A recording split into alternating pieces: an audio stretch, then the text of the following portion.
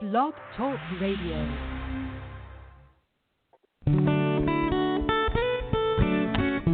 You're listening to Living and Thriving, Living and Thriving, Living and Thriving with Rustie. Living and Thriving with Rustie.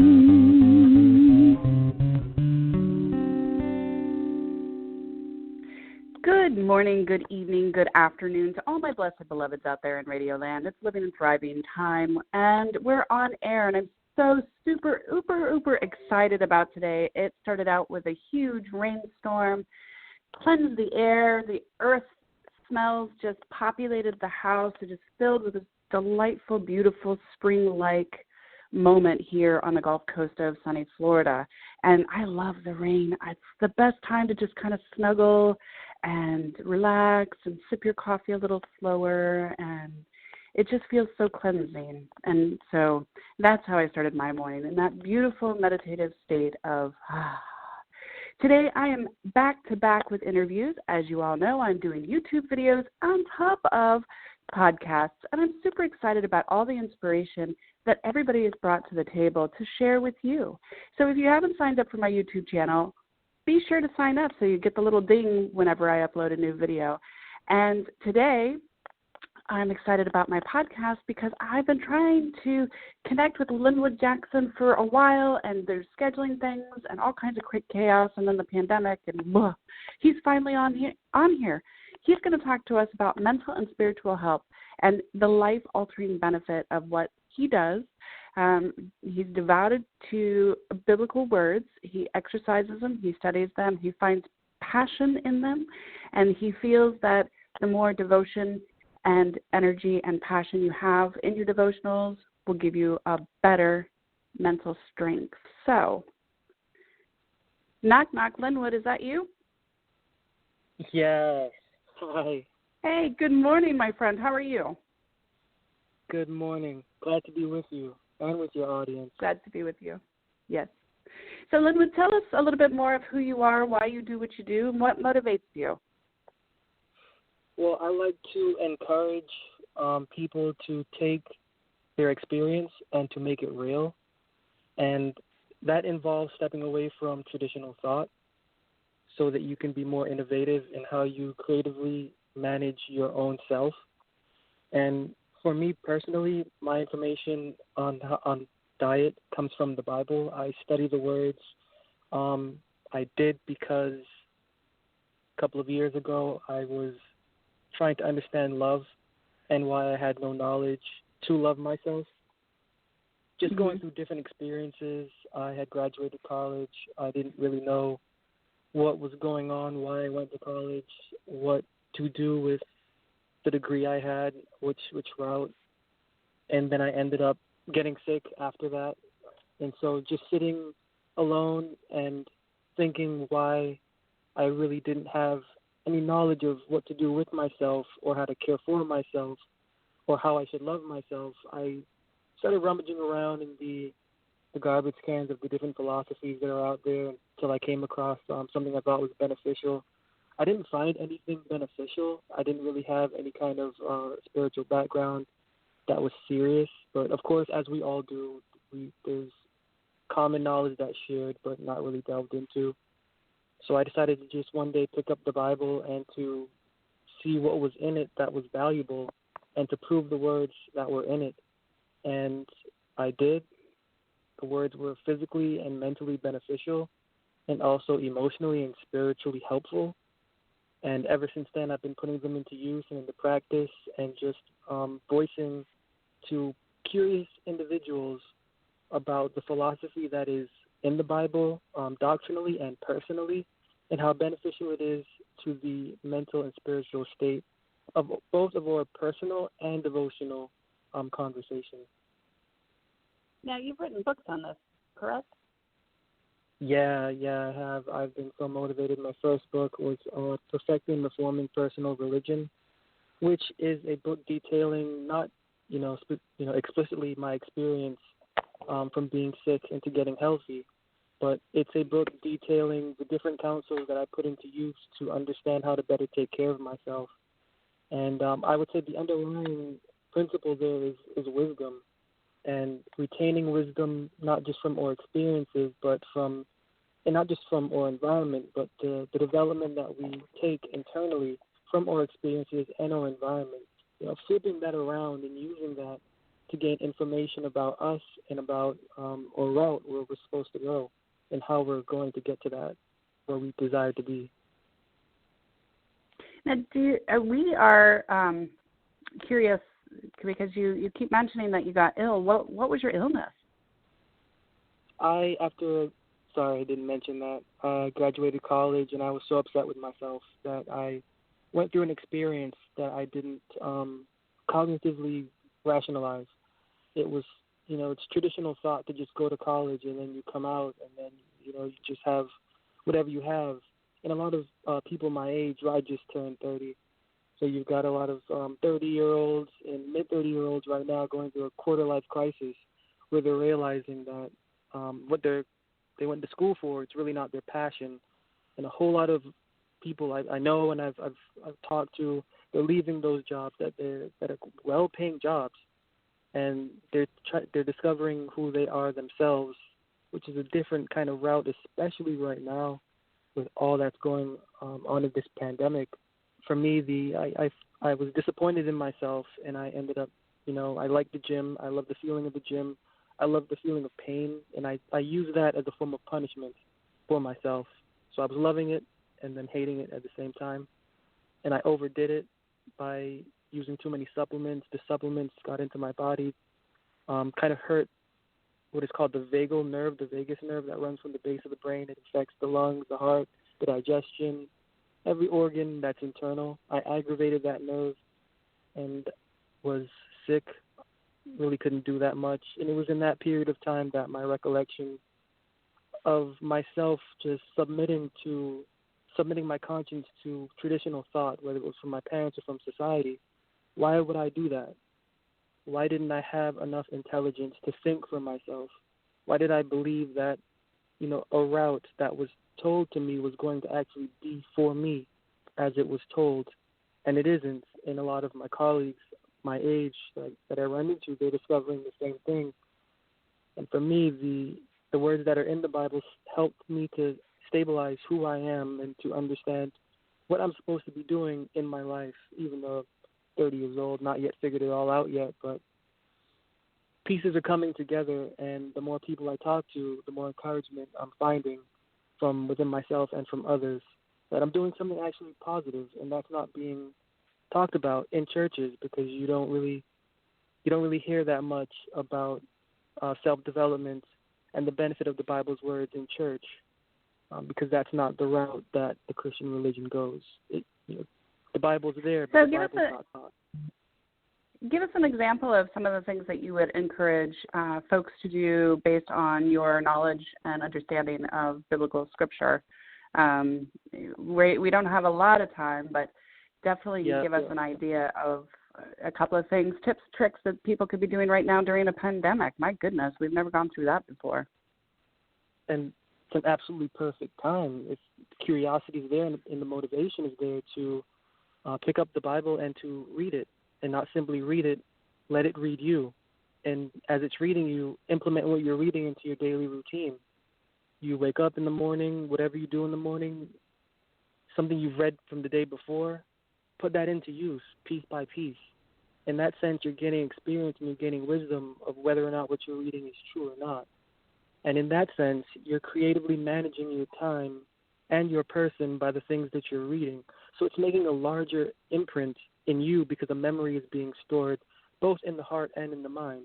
So that's a little trick that I've put to use and that I've come to see is beneficial, because then you do all of that and then you return back to what you read and then you go, wow, okay, I have a better understanding of that. So what's next today? And then you just slowly move on from that. Yeah, I don't think I'm doing a course in love and a course of love, which is a sidebar of a course in miracles. And you can't just read it front to back, upside down, straight. You have to take it very slow and absorb the information and reread it and contemplate the words, because it has a different meaning each time you read it, I think. I think you pick up on different things. You see more, understand better each time you reread parts of the Bible or Course in Miracles. And I think depending on where your head is at, you know, whatever that experience is, wherever you are in experience, it really can determine what you get out of the messaging. And it can be very beautiful sometimes. It's the most beautiful thing, and that's the beauty of it. We have brains. It amazes me that I was discussing the other day with somebody about the idea of curation, and the idea of a curator is to make something more understandable for someone else so that they can then get motivation from it to then carry on themselves, which is something I find true, but there's the other aspect of it where the curator has become the fact of everything.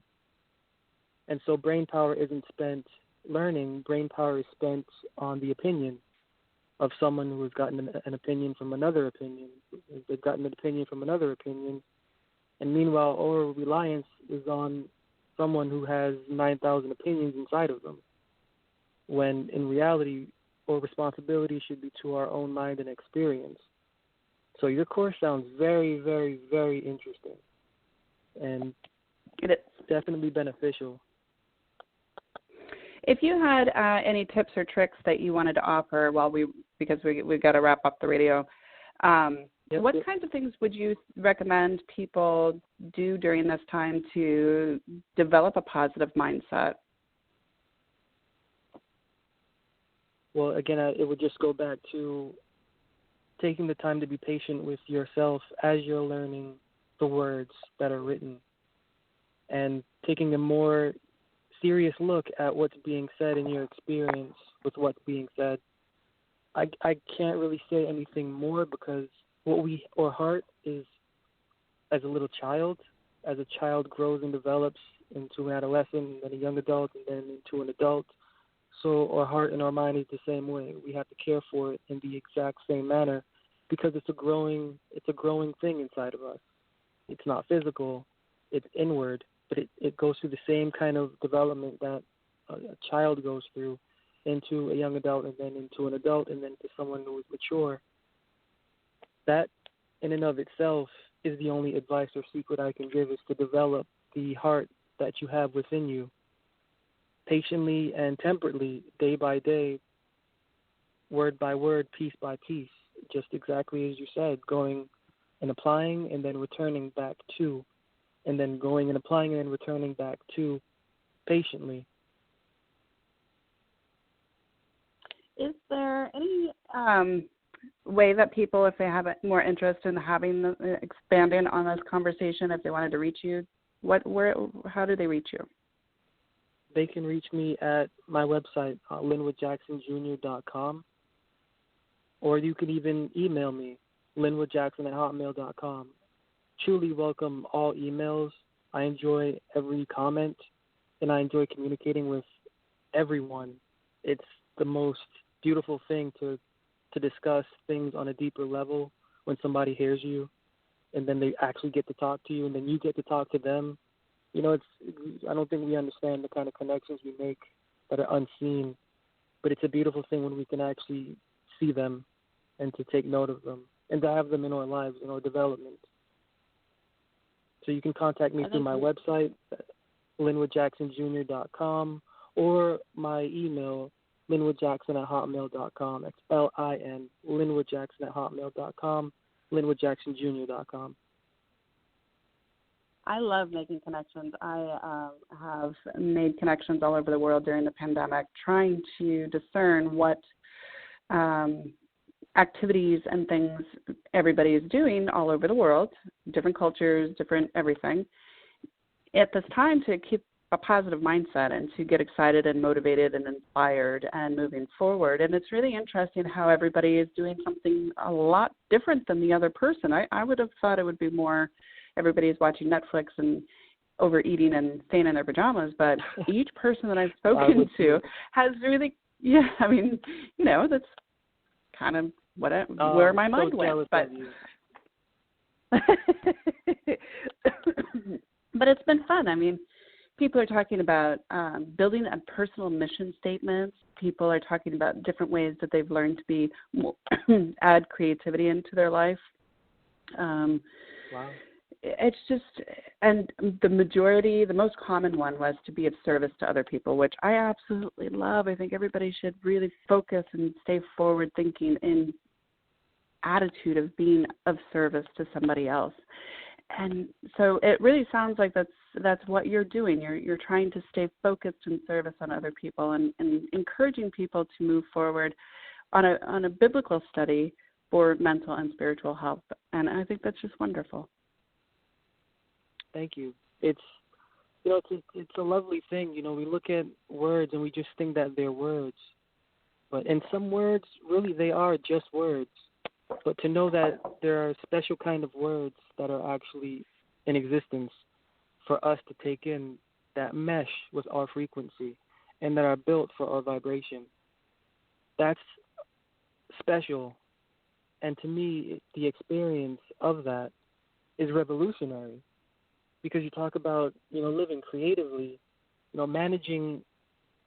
Some people think that they don't do anything creatively, but I'm pretty sure there's a whole lot of people that manage their checkbook creatively, and they don't think that's something creative. And some people, as you say, they're going through a sort of process inwardly and creatively managing that, flipping who they are, magnifying who they are, eliminating what they are not. That's a creative act that when this pandemic is over and, they're released back into society, or even right now when they're with their family, that's beneficial to them and to the people around them. So if you're actually speaking to people and this is what they're doing, that's absolutely amazing, and I'm tragically jealous of you, because that's a beautiful experience.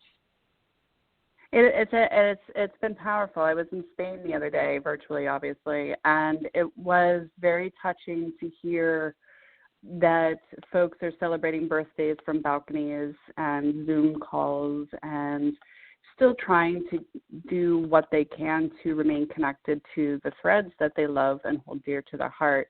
And it's very poetic. It's almost like Edgar Allan Poe is rewriting a book, because it's stark and it's kind of dark, but it's beautiful in the end. Yep. Like the stories that are coming out of it are just,